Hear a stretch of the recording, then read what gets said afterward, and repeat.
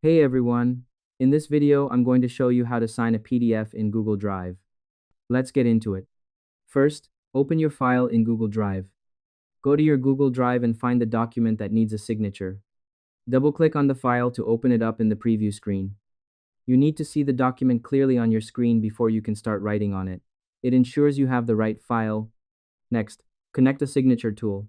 You need to use a simple tool that allows you to draw or type on top of your document.